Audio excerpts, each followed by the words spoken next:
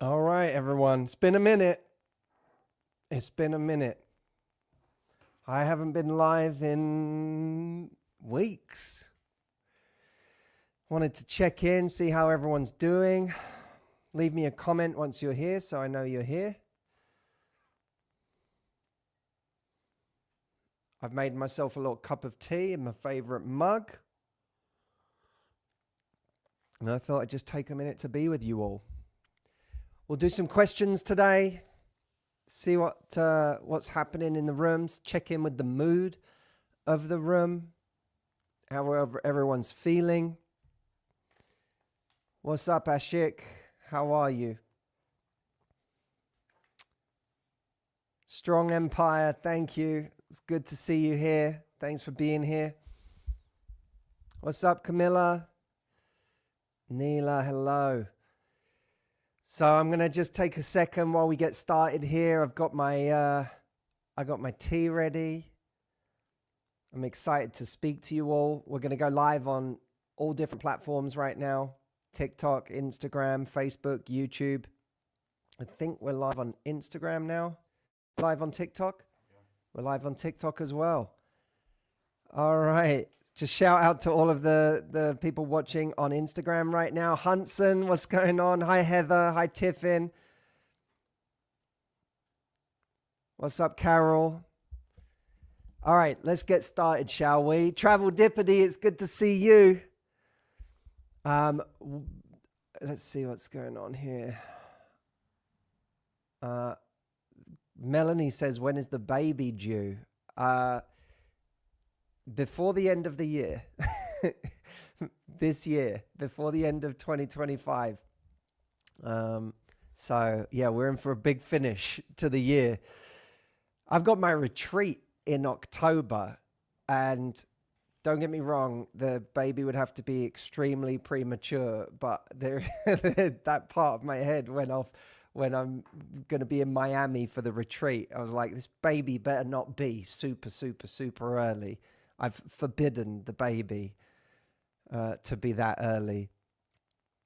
All right, let's go. So I'm going to answer some questions. Harrison is going to be putting some questions in the chat. But let's see if we've got any questions right now.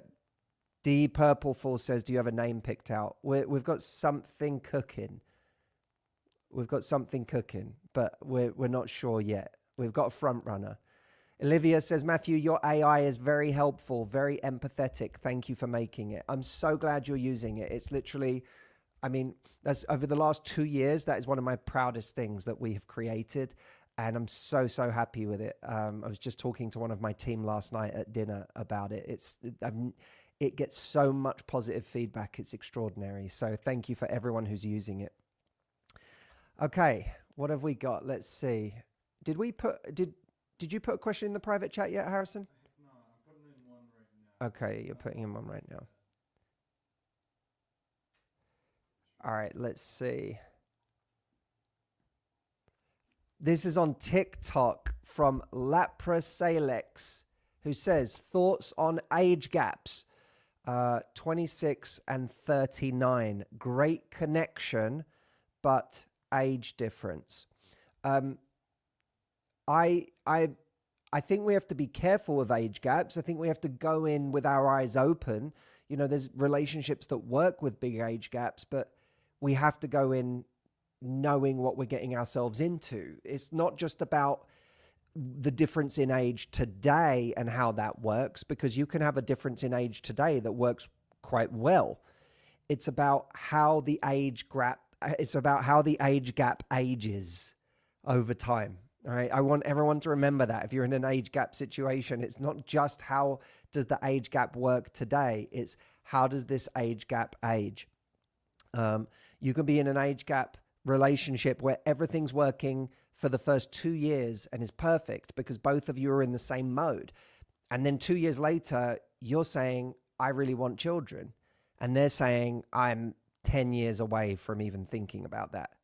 That's when age gaps actually affect you. So I think what's really important is not just to consider the attraction and the connection today, but to consider whether your goals over the next 5 to 10 years are going to continue to line up, or whether this age gap is going to age badly as certain stages and goals kick in your life.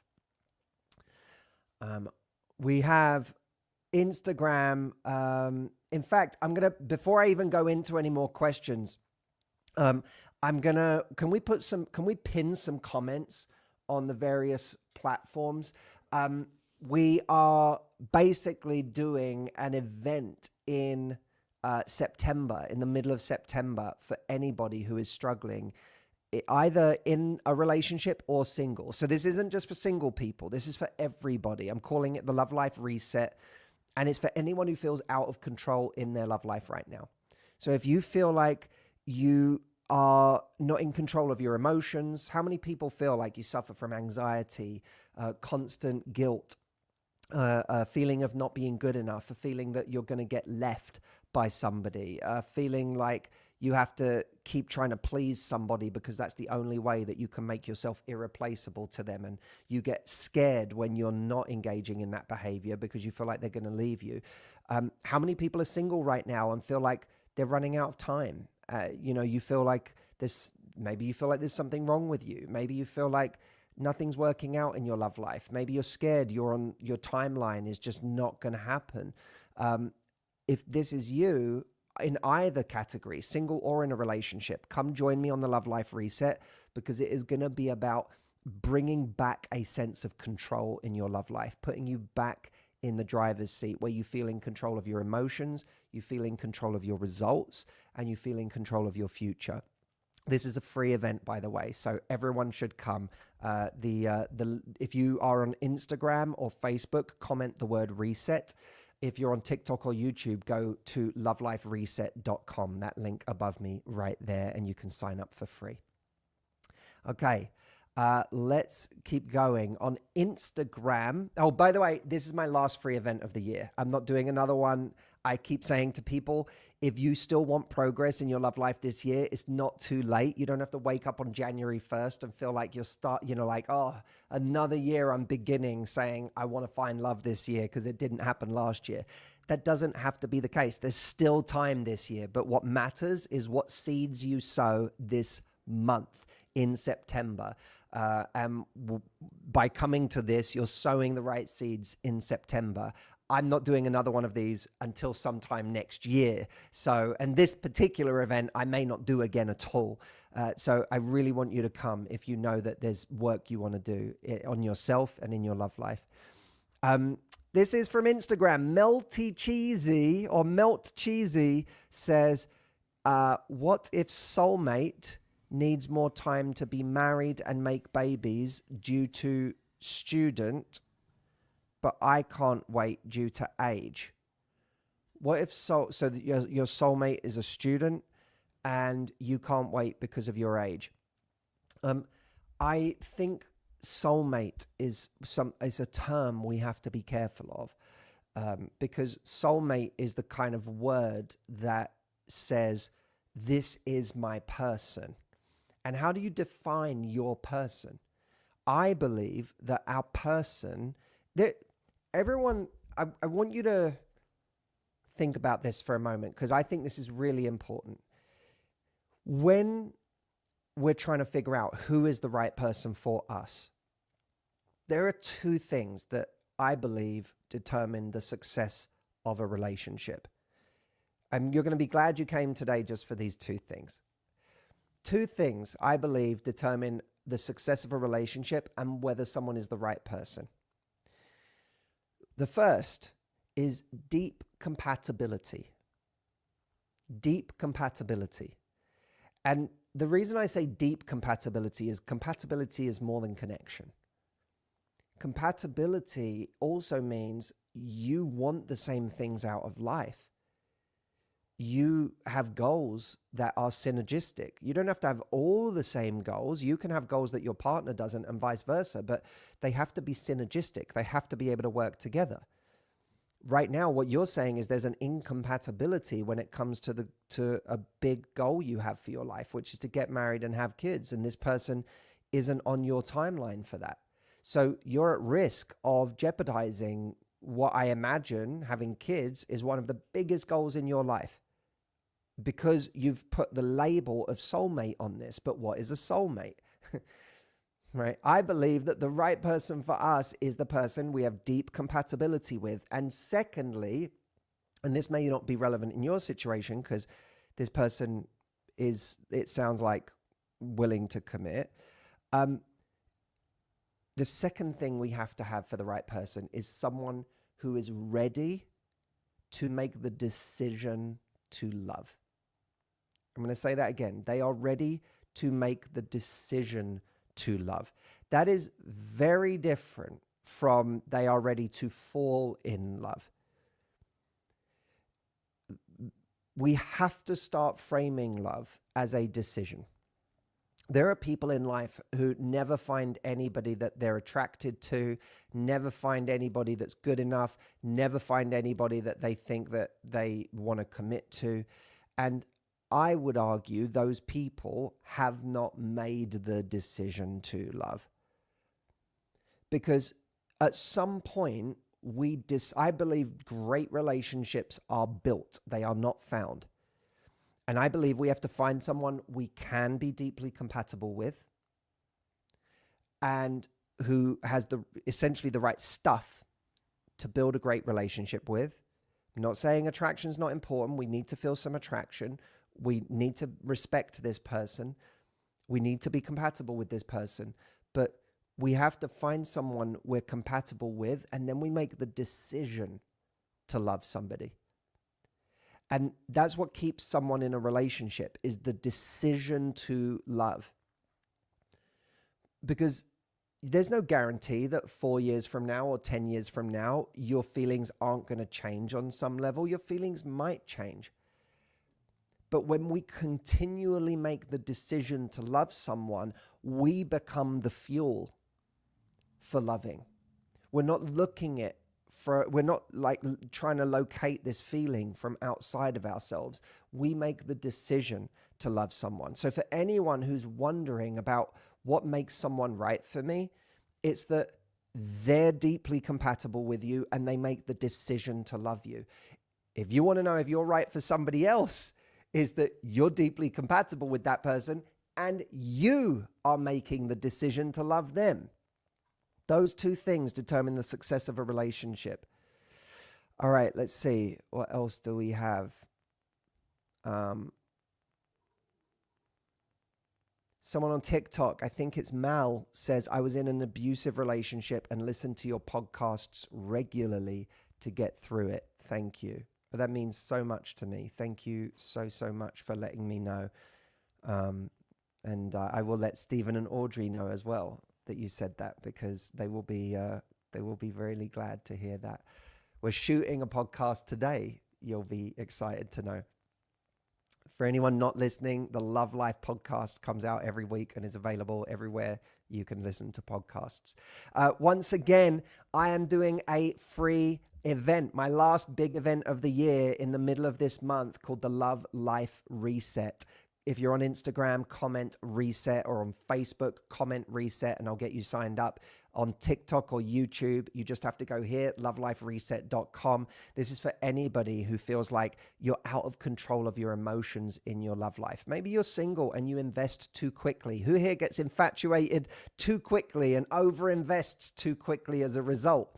Who here is afraid they're never going to find love? I'm going to end up alone. And that turns into catastrophic thinking. And then that catastrophic thinking turns into massive anxiety. And that affects you in your dating life and the way you come across with people. Or maybe it stops you from taking any risks altogether. Who here is in a relationship with somebody or seeing somebody and can't get control of their emotions and their nervous system? This session is for anybody who wants to take back control in their love life, who wants to put themselves back in the driver's seat. If you feel like you're always on the back foot in your love life, this is for you. It is happening in the middle of September. It is my last big free event of the year. And then I'm not doing anything like this until 2026. So if you don't want to give up on 2025, and you shouldn't, because there's still time to play for, it's all to play for. Instead of waking up in January going, well, I need to make a resolution about my love life. You could wake up in January going, I feel great about my love life because I have this momentum and I feel myself again and I've taken back control and I feel confident again. That's what this event is going to do for you. So if you haven't already, comment reset on Instagram and Facebook and we'll get you signed up in your DMs. Or if you are on YouTube or TikTok watching this, just go to lovelifereset.com, that link above me. Okay. Let's see. What else? What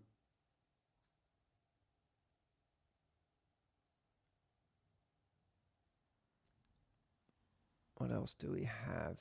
Joyce says, my ex can't forget her narcissist girlfriend. He said that he's done with it. My ex can't forget his narcissist ex-girlfriend. He said that he's done with her, but no way, he's always chasing her, but he's always making way to chat and call me. What can I do? That's a tough one. My ex can't forget his narcissist ex. So I guess he's your ex now. So you're not with him anymore. But he's still reaching out to you to chat and call you. But he's not over his narcissistic ex. Let's simplify this question if we can to what do you do when someone you care about or even love cannot part ways with their narcissistic ex? You stop trying to control that dynamic because it's beyond your control. It's you can't be the force that convinces someone to break free of what's known, I think I saw someone put it in the comments, as the trauma bond. A therapist, a coach, a great mentor, an amazing, wise, knowledgeable friend might be able to, over time, to help someone start to break free of the shackles of a relationship like that. But you're not their therapist. And I want to make this really clear to everyone. It's a therapist's job to be a therapist. It's a best friend's job to be a best friend. When you want someone in your life, romantically, when you want to be their partner, it's your job to be their love interest. It's your job to be their romantic partner, their intimate partner. And one of the descriptions of that job is not to be their therapist the whole time, trying to get them to break free of their narcissistic ex. The best thing you can do is let them go. Be the contrast between them and their ex in the way that you act, in the way that you treat people, in the way that you treat them. Be the contrast. Be everything that narcissist isn't, but let them go. And if they finally break free and they're ready for someone like you, maybe you'll still be there, maybe you won't. But what you won't have done in the meantime is wasted years of your life. And that's the most common thing in the world, is for people to waste years of their life trying to get someone else to change a dynamic that is their responsibility ultimately to change. And only they can change it. I promise you, you don't have the power to change that for them. You're not that powerful. So some humility is also required here.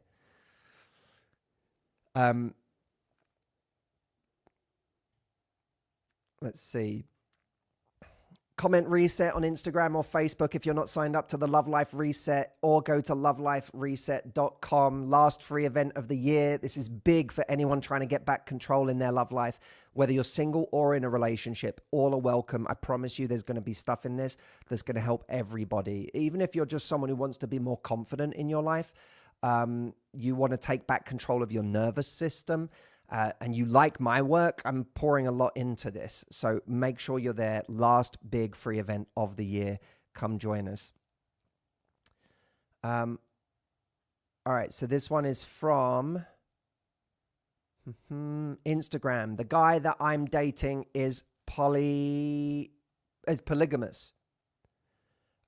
What should I do? He constantly goes on dates with other girls. It hurts so much. You know what the fuck you should do. If you want me to tell you, I can tell you, but you already know. Like you said it. It hurts so much. Like sometimes to know what to do, we have to start listening to our voice when we talk about someone. If every time you talk to your friends about someone, you sound sad, upset, confused, hurt, then you're not happy. Ask yourself, the last 10 times I talked about this person with my friends, was there happiness in my voice? Was there joy in my voice? Or was it pain? Was it strained? Was it frustration? Was it depression? Was it deep sadness? If every time you bring someone up is from a place of sadness and there's no joy in your voice, then this person doesn't make you happy. This person doesn't make you happy. So you're not with them because they make you happy. You're with them because there's some hypothetical that you have in your mind about how happy you would be with them if they just stopped being them. I want you to hear that, because that's the reality for so many people. Oh, I'd be so happy with this person if they would just not be them. That's what you're asking for, right? He's polygamous. He wants to be with multiple people. Oh my God, I'd be so happy with this guy. He would make me so happy. This would be a dream relationship if he would just stop being this guy. Do you know what that means? That it's not that guy. Go date a different guy where you don't have to wish for them to be a different guy for you to invent a scenario where you'll be happy. You're not fucking happy, or you wouldn't be asking the question. If you need me to say that, you're welcome. But here's what I'd love for you to start doing. I'd love for you to start listening to your own voice. Because too many of us in life, and I understand this because it's taken me a long time to get this right, but too many of us are not trusting our own voice. You need me to say something that the voice inside of you is already telling you, which is why it's leaking, right? You're not in a happy situation and everyone else is going, hey, are you sure you're okay with this, polyamory and him being with other people? Are you sure you're okay with that? You look really happy and you look really like at peace, but I just want to double check. That's not what's happening. You're the one who's leaking these emotions. You're the one who's telling your friends and me and the world, I'm not happy. How is that voice not enough for you? That's the question we have to ask ourselves. And I get it. It's taken me a long time to trust my inner voice. It's taken me a long time to give Matthew credit for what he already knows. The amount of time in my life I've spent looking for someone else to be the certainty for me. Can you validate what I'm feeling inside? Can you tell me that I'm right for what I'm already feeling? And inside there's a voice that's going, dickhead, I already know I'm right. Why do you keep needing someone else to validate this shit? Why do you keep needing somebody else to tell you I knew this. It's like there's a moment where someone else says to you, you should leave. And then you go, you know what? I should leave. And there's a voice inside that says, well, I've been telling you that for the last 3 years. What, it counts when they say it? It doesn't mean anything when I say it. So we have to start listening to our own voice. Your own voice is speaking to you through the question you asked me. The only mistake you made was putting a question mark on the end of it instead of a period. Because your own voice told you in that statement what you needed to do. Your self-doubt and a lack of confidence and insecurity about listening to yourself turned it into a question mark. If you relate to that, say me in the comments. If that's something you relate to, is looking for certainty on the outside because you don't give yourself credit for what you already know, leave a comment.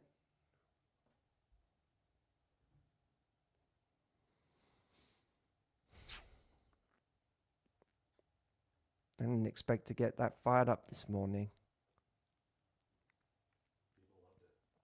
Okay. I didn't expect to swear so much this morning. You made me swear. I love this raw Matthew version. This what? This raw Matthew version. I love this raw Matthew version. Okay. Let's see. What do we have? Instagram. Sarah says, dismissive avoidance. How can you identify them in the very early weeks of dating, even when they are acting perfect? It just brings heartbreak when they discard you.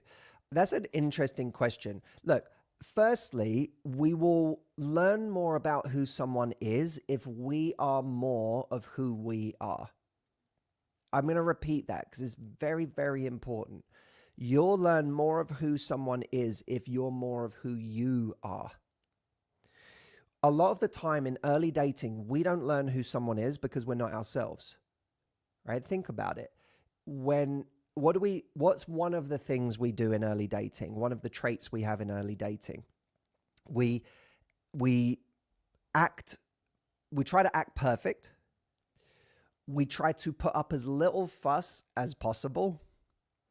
If something has upset us, or if we feel like, I've come to your part of town the last 5 times, you haven't come to see me at all, and then they offer you a date and it's in their part of town again, we don't say anything. We go along with it because we want to be convenient. We want to be someone who's low maintenance. We don't want to do anything that could disrupt this flow because, God forbid, we get in the way of this romantic energy, this romantic flow. So we're less of ourselves. And we know this because, a year into a relationship, we might start speaking up, but a lot of us in the first few weeks of dating don't. And so we don't learn what happens when we have to be, I'm not saying do it for the sake of it, but when we have to be a little inconvenient because, we don't have time to get to their part of town tonight and we need them to come to ours. Or, when there's the communication isn't really working for us. When we don't speak up, we never learn what happens when we have an honest conversation with that person. Because if we were able to share more of ourselves, be a little bit more vulnerable, have a bit more of an honest exchange, we would learn who they are when met with honest exchanges, when met with any level of inconvenience or are challenged in any way. And again, I'm not suggesting that in early dating, you go around challenging people for the sake of it. I'm just talking about being yourself and expressing your needs and who you are authentically. We learn more of how quickly someone discards us or it becomes avoidant when we do those things. The problem is a lot of us leave it too late to do those things.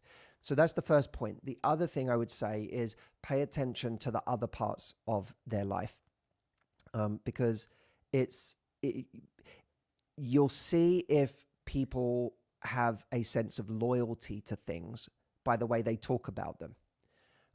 When Audrey moved to Los Angeles to be with me, when my wife, because when we started, we were long distance. And one of the things that was really, really painful for her when she was coming to be with me was her friendships. She had really close friendships and she really values the relationships in her life. So for her, moving was a really big deal because she had people that she really, really cared about and she didn't want to lose connection with them. That will tell you right away that what she values is relationships, and she values the history in relationships. So she doesn't just give things up like that without a thought, like, oh, I don't care. Yeah, I'm not bothered about leaving the people back home. Like, she cared about those things, right? Look for those values in people. Do they treat things in their life with care, or is everything disposable? Is everything replaceable? Can they reinvent themselves overnight and lose everything and not care about it? Those things are signs of how quickly they can give you up too in the future. Let me know if that resonated with you. Kathy says you are absolutely right.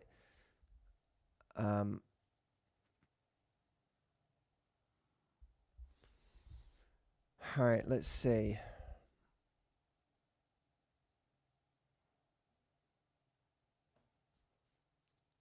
Clariel says, I have UTI right now. It's really painful. UTIs are the worst.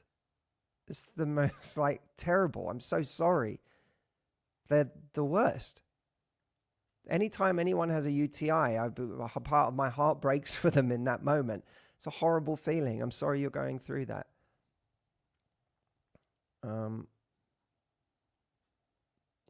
All right, let's see. Carrie Ann, that's really great advice. Thank you, Carrie Ann. Again, Haya says, do you have online courses? Where have you been for the last 17 years? Yes, I do have online courses, but don't worry about those online courses right now. Just join me for a free event that I've got going on in the middle of this month called the Love Life Reset. Bing. Up there, you'll see the link, lovelifereset.com. This is an event I'm doing in the middle of this month. You're going to love it. Just show up. I don't care if you're single or in a relationship. This is for everybody, and it's really going to make a difference to how in control you feel of your emotions and your love life. Last event of the year, guys. I don't know how many times I need to say it. This is the last event this year.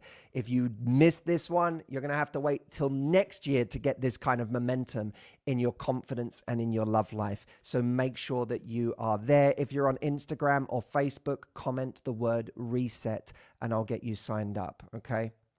Comment the word reset and I will get you signed up. I'll just look for, me in your DMs. There'll be a link to the event where you can sign up. It'll take 10 seconds.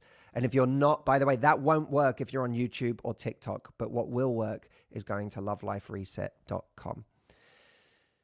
All right, let's see.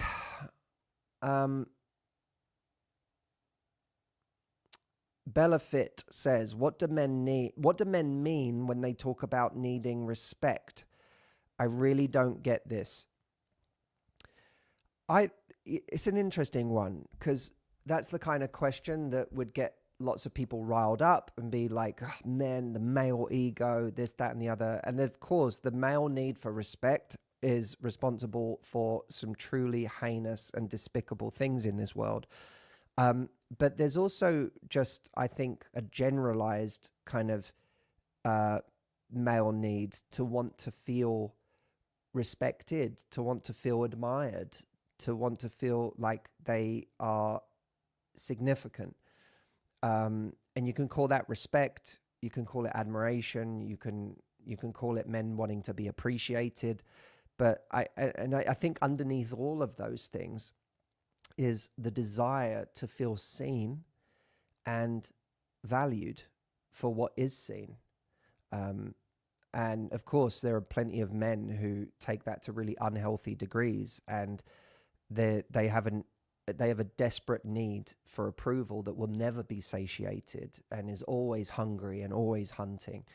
But a lot of guys, just want to feel seen for who they are, and they want to feel like, I think it's hard for guys. It's hard for guys because men live in a world where they are told that they, you know, you don't have to be respected by being, you know, masculine and toxic and an asshole and all of this. And yet what they find is those guys who are like that seem their experience, a lot of them, is those guys get more respect than I do. Like I'm nice and I don't get the same respect as that guy who's not nice, or that guy who just takes what he wants and treats people like crap and as if they're disposable. So then unfortunately a lot of men are like, well, I have to be more like that in order to be respected. And so a lot of men, I think, depart from their nature, from their innate sort of goodness and vulnerability, because they feel like in order to get respect, I have to be more like this. But at the heart of all men is just, I think, a desire to be valued and appreciated for what they are. And I think that one of the greatest gifts, if I can say this, that anyone, but a woman can give a man, is to make him feel respected and special for whatever his innate gifts are. Because every man is different. Every man shows up in the world slightly differently. And what we want at our core is to be accepted. Mr. Rogers had a great line where he said, I think he said, no, I don't believe that any child can feel, I don't think any child can feel confident and happy unless he or she is loved and accepted for exactly who he or she is. And that's not to say, of course, as adults that we can't be better, that there aren't improvements we need to make. But I do think that one of the foundations of where we get better from is when we feel truly recognized for what we already are. And so I wouldn't get caught up on the word respect. I think respect often is the insecure front man for a deeper sense of wanting to be loved and accepted for who we are and the gifts we naturally have. Does that make sense? I think that when we don't feel accepted or good enough for who we are and what we innately have, we turn to respect as a kind of insecure need for, for that respect, for like, well, if I can't feel loved and accepted, then I want to be respected. You'll respect me. And when I think about respect in that way, it's like it comes from an insecure place, right? If I'm always like, I need to be respected, there's a huge amount of insecurity and fragility behind that. Because someone who feels loved and accepted, either because they love and accept themselves or because they feel loved and accepted in the community or the relationship they're in, doesn't obsess over being respected. Does that make sense? Like, I feel so loved and accepted by my wife, Audrey. I can tell you, I don't feel this constant feeling of like, but does she respect me? That's not going around in my head all the time. That's not the headline. Of course, I want her to respect me in the same way I respect her. I want us to respect each other, but I don't have this like overt need to be respected, but I feel very loved and accepted. And I think when people feel loved and accepted, they don't obsess over being respected in the same way. I think respect is often the insecure edge of wanting love and acceptance. And feeling, that feeling of like everything, anytime someone is always hypersensitive to having been disrespected, you know that there's a huge ego at play, or a huge amount of ego at play. because people who are comfortable in themselves don't go through life constantly looking for ways that they're being disrespected. The other people don't have that kind of power over them.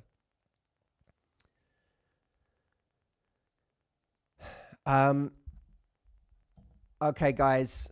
I am going to say this one more time because I don't want you to miss this, and I don't think I'm going to go live again next week. It's possible. I don't think I am. I've got so much in my schedule.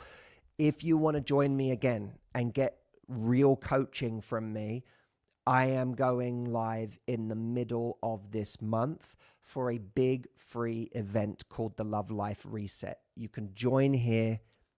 If you're on Instagram or Facebook, comment the word reset. If you're on YouTube or TikTok, just go to this link.